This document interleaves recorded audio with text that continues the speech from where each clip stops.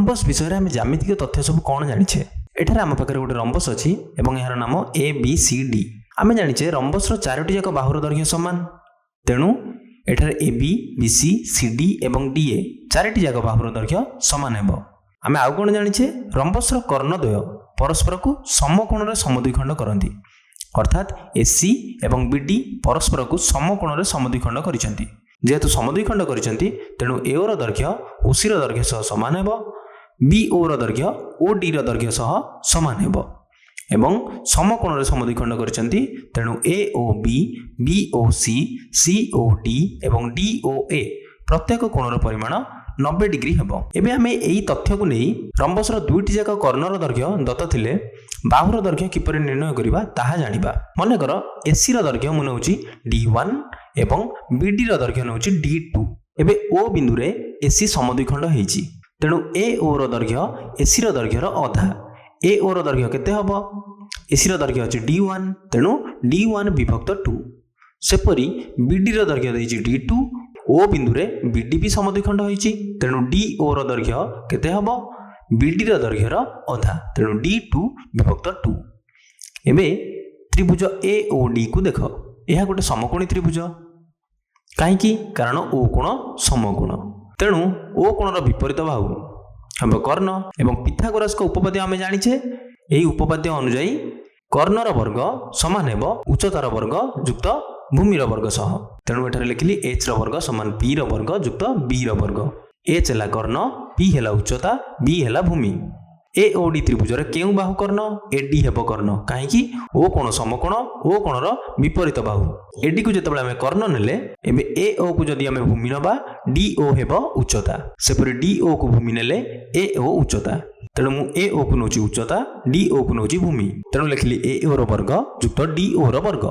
AO र दैर्घ्य एवं DO र दैर्घ्य आम जानिछे तेणु मु एठारे लिखुची AD समान वर्गमूल मध्य लिखिबी AO र वर्ग अर्थात D1 विभक्त 2 र वर्ग युक्त DO र वर्ग अर्थात D2 विभक्त 2 र वर्ग।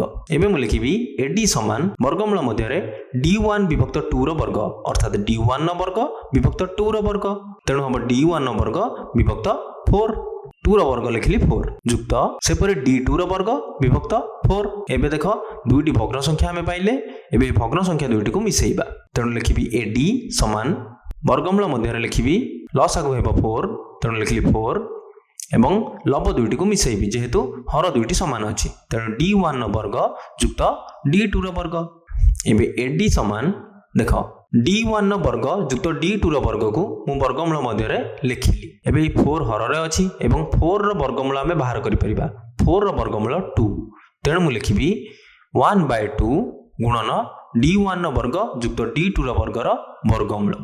बुझिपारे किपर लिखिली देख 4 र वर्ग 2 तेणु 4 को जदि आमे वर्गमूल बाहर लिखिबा आमे लिखिबा 2 किंतु 1/2 काहे लिखिली कारण 4 हर रे अछि। एबे आमे सूत्र पाई गले AD कोन AD होची रंबस र बाहुर दैर्घ्य तेणु रंबस र बाहुर दैर्घ्य समान 1/2 गुणन D1 गोटे कर्ण D2 गोटे कर्ण तेणु कर्ण द्वयर वर्गर जोगफल एवं सेमानकर वर्गमूल। एबे आमे ए प्रश्नटर उत्तर बाहर करिबा। गोटे रंबस कर्ण द्वयर दैर्घ्य 14 मीटर एवं 48 मीटर बाहुर दैर्घ्य निर्णय कर।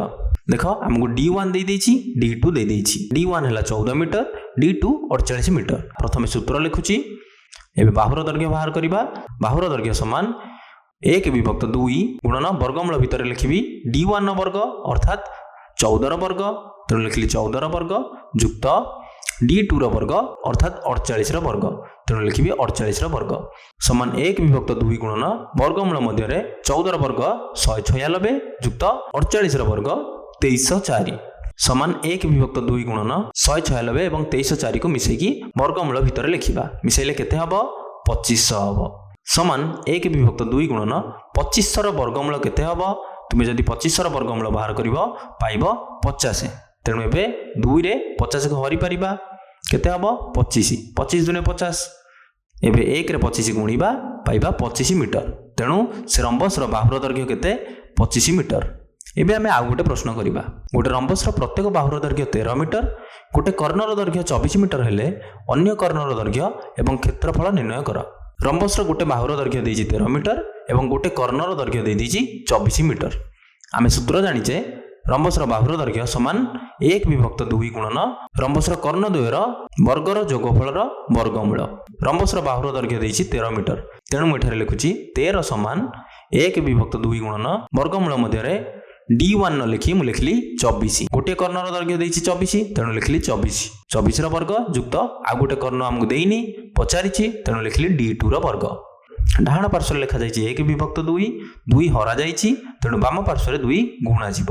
ତେଣୁ ଲେଖିବି 13 ଗୁଣନ 2 ସମାନ ଡାହାଣ ପାର୍ଶ୍ୱରେ ରହିବ ବର୍ଗମୂଳ ମଧ୍ୟରେ 24ର ବର୍ଗ ଯୁକ୍ତ D2 ର ବର୍ଗ। 1କୁ ଆମେ ଗୁଣିଦେଲେ ଏବଂ 1କୁ ଗୁଣିଦେଲେ ଯେଉଁ ସଂଖ୍ୟା ଥାଏ ସେହି ସଂଖ୍ୟା ରୁହେ। ଏବେ 13ରେ 2 ଗୁଣିଲେ ହେବ 26 ସମାନ ବର୍ଗମୂଳ ମଧ୍ୟରେ 24ର ବର୍ଗ ଯୁକ୍ତ D2 ର ବର୍ଗ। ଏବେ ଡାହାଣ ପାର୍ଶ୍ୱରେ ବର୍ଗମୂଳ ଅଛି।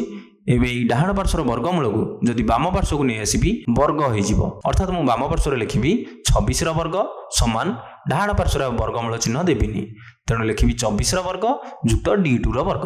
ଏବେ 26ର ବର୍ଗ କେତେ? 676 ସମାନ 24ର ବର୍ଗ 576 ଯୁକ୍ତ D2 ର ବର୍ଗ। ଏବେ 576କୁ ମୁଁ ବାମ ପାର୍ଶ୍ୱକୁ ନେଇ ଆସିବି, ତେଣୁ 676 ଫେଡ଼ାଣ 576। 576 ଡାହାଣ ପାର୍ଶ୍ୱରେ ପ୍ଲସ୍ ଥିଲା, ବାମ ପାର୍ଶ୍ୱରେ ମାଇନସ୍ ହେଲା, ତେଣୁ ଫେଡ଼ା ଗଲା ସମାନ ଡାହାଣ ପାର୍ଶ୍ୱରେ D2 ର ବର୍ଗ। ଏବେ 676ରେ 576 ଫେଡ଼ିଲେ ଆମେ ପାଇବା 100। 100 ସମାନ D2 ର ବର୍ଗ। ଏବେ D2 ର ବର୍ଗକୁ ମୁଁ ବାମ ପାର୍ଶ୍ୱରେ ଲେଖୁଛି, ଡାହାଣ ପାର୍ଶ୍ୱରେ ଲେଖୁଛି 100। ତେଣୁ D2 କେତେ ହେବ? D2 ର ବର୍ଗ ଯେହେତୁ 100, ତେଣୁ D2 ହେବ 100ର ବର୍ଗମୂଳ। ବାମ ପାର୍ଶ୍ୱରେ ବର୍ଗ ଅଛି, এই ବର୍ଗ ଡାହାଣ ପାର୍ଶ୍ୱକୁ ଗଲେ ବର୍ଗମୂଳ ହୋଇଯିବ, ତେଣୁ 100ର ବର୍ଗମୂଳ। 100ର ବର୍ଗମୂଳ କେତେ? 100ର ବର୍ଗମୂଳ ହେବ 10। ତେଣୁ D2 ଲେଖିବି କେତେ? 10 ମିଟର। ଅର୍ଥାତ୍ ଆଉ ଗୋଟେ କର୍ଣ୍ଣର ଦୈର୍ଘ୍ୟ 10 ମିଟର। ତେଣୁ କ୍ଷେତ୍ରଫଳ କେତେ ହେବ? ଆମେ ଦୁଇଟି କର୍ଣ୍ଣର ଦୈର୍ଘ୍ୟ ପାଇଗଲେ। କ୍ଷେତ୍ରଫଳର ସୂତ୍ର କ'ଣ? ରମ୍ବସର କ୍ଷେତ୍ରଫଳର ସୂତ୍ର ହେଉଛି 1/2 ଗୁଣନ ରମ୍ବସର କର୍ଣ୍ଣଦ୍ୱୟର ଗୁଣଫଳ। କର୍ଣ୍ଣଦ୍ୱୟ କେତେ? 24 ଏବଂ 10। ତେଣୁ 1/2 ଗୁଣନ 24 ଗୁଣନ 10। 24 2 ଦ୍ୱାରା ବିଭାଜ୍ୟ, ତେଣୁ 24କୁ ଆମେ 2ରେ ହରିବା ପାଇବା 12।